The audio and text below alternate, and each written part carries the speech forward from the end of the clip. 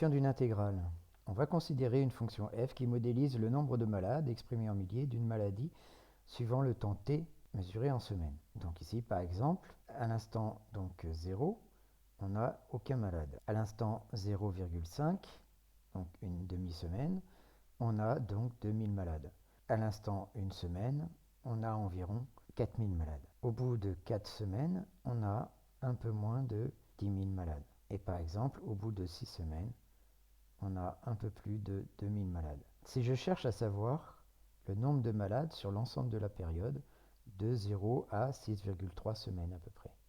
Ça revient à faire la somme de tous les f de x lorsque x varie de 0 à 6,3. Je ne les ai représentés ici que toutes les demi-semaines. Mais si je veux les représenter entièrement, il s'agira en fait de calculer l'aire sous la courbe de ma fonction. Si on admet que cette aire vaut 40, on notera la somme de tous les f de t lorsque t varie de 0 à 6,3. On appelle ceci une intégrale, l'intégrale de 0 à 6,3 de f de t dt. Et ici, on admet que c'est égal à 40. Donc sur l'ensemble de la période, il y aura donc 40 000 malades. Pour définir une intégrale, on va considérer une fonction f continue et positive sur un intervalle i qui sera l'intervalle AB fermé, AB étant des réels.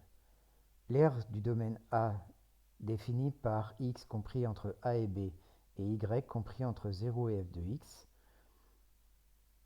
pour une fonction donc positive sera donc l'intégrale de a à b de f de x dx. Donc pour une fonction positive, l'intégrale de a à b de f de x dx, c'est l'aire sous la courbe entre a et b. Pour une fonction négative, l'ensemble des f de x va être négative. D'accord? Donc si je considère une fonction continue et négative sur l'intervalle AB fermé, je note a, l'aire du domaine défini par x compris entre a et b, et y compris entre f de x et 0.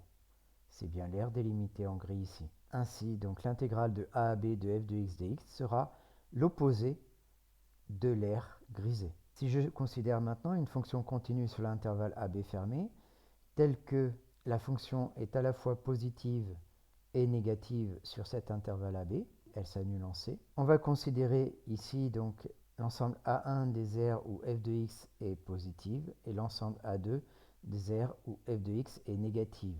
Ainsi, donc l'intégrale de a à b de f de x dx, c'est l'aire A1 moins l'aire A2. Par exemple, si ma fonction est affine, définie sur l'ensemble des réels par f de x égale 0,5x plus 1, je cherche à déterminer l'intégrale de moins 4 à 4, donc de moins 4 à 4, de 0,5x plus 1 dx.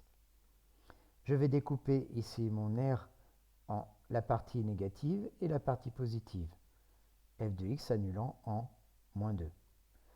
Donc je vais donc faire l'intégrale de moins 4 à moins 2 de 0,5x plus 1 dx, puis l'intégrale de moins 2 à 4 de 0,5x plus 1 dx. Le premier triangle rectangle a pour côté 2 et 1, son aire c'est 2 fois 1 sur 2. Le deuxième triangle rectangle a pour côté 6 et 3, son aire est donc égale à 6 fois 3 sur 2. Et l'intégrale de moins 4 à 4 de 0,5x plus 1 dx, on obtient donc, après calcul, 8. Une propriété de l'intégrale, la relation de Chasles. Donc je m'intéresse à une fonction f définie et continue sur l'intervalle AB, et c'est un nombre réel de l'intervalle AB. On peut découper l'aire sur l'intervalle AB en deux parties, la première sur l'intervalle AC et la seconde sur l'intervalle BC. On a bien donc l'intégrale de a à b de f de x dx, qui est égale à l'intégrale de AAC de f de x dx, la première partie, plus l'intégrale de CAB de f de x dx, la deuxième partie. Une propriété de linéarité des intégrales. On va considérer deux fonctions f et g définies et continues sur l'intervalle fermé AB, et lambda un réel non nul. L'intégrale de a à b de f de x plus g de x dx, c'est l'intégrale de a à b de f de x dx plus l'intégrale de a à b de g de x dx. Et l'intégrale de a à b de lambda f de x dx, c'est lambda l'intégrale de a à b de f de x dx.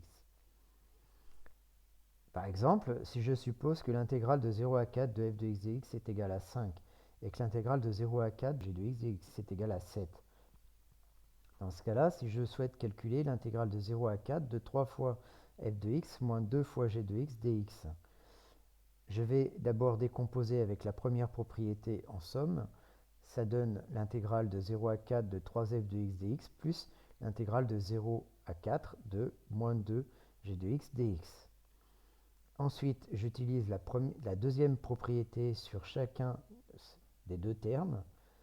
On obtient donc 3 fois l'intégrale de 0 à 4 de f de x dx moins 2 fois l'intégrale de 0 à 4 de g de x dx, qui fait donc 3 fois 5 moins 2 fois 7 d'après les données, et ça fait donc 15 moins 14 qui fait 1. Une propriété de comparaison. Donc si je considère une fonction f définie et continue sur l'intervalle AB fermé, tel que pour tout réel x de l'intervalle AB, f de x est positif ou nul. Dans ce cas-là, l'intégrale de AB de f de x dx sera supérieure ou égale à 0. Si je considère maintenant deux fonctions f et g définies et continues sur l'intervalle AB fermé, tel que pour tout x de l'intervalle AB fermé, g de x est supérieur ou égal à f de x. On a un exemple sur la figure. Dans ce cas-là, l'intégrale de a à b de g de x dx est supérieure ou égale à l'intégrale de a à b de f de x dx. On garde l'ordre de l'inégalité quand on intègre. Graphiquement, l'aire sous la courbe de la fonction g est bien supérieur à l'aire sous la courbe de la fonction f. L'inégalité de la moyenne, je vais considérer une fonction f qui, sur l'intervalle AB fermé, est encadrée par petit m et grand M.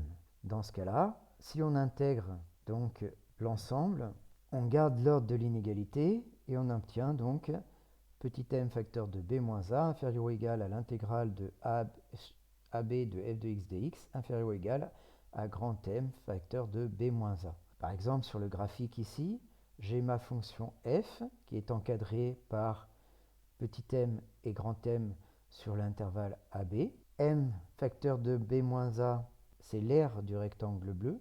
Et grand M facteur de b moins a, c'est l'aire du rectangle bleu et rouge. Et on voit bien que l'aire sous la courbe est bien encadrée entre l'aire de chacun des deux rectangles. La moyenne d'une fonction. On reprend l'exemple précédent où f modélise le nombre de malades sur une période allant de 0 à 6,3 semaines. On a vu que sur cette période, on avait 40 milliers de malades. Et donc, si je m'intéresse au nombre de malades sur une semaine, je vais prendre les 40 milliers et les diviser par 6,3.